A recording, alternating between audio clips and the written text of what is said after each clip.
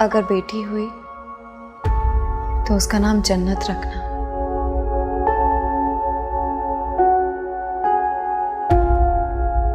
जो मैंने छोड़ दी थी।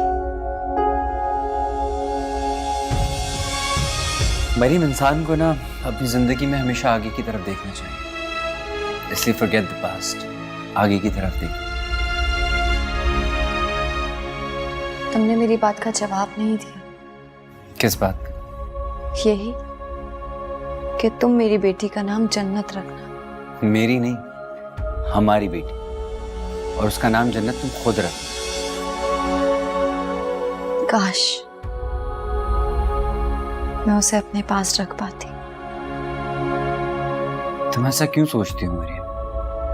तुम्हारे जहन में कोई डाउट है, तुम्हें कोई खदशा है इस बात का कि तुमसे कोई तुम्हारा बच्चा छीन लेगा, तो ऐसे तमाम डर और खदशात अपने जहन से निकाल दो, क्योंकि ऐसा।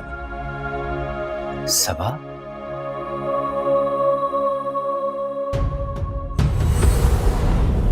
तुम इस वक्त यहाँ पे जुनैद के साथ आई हो?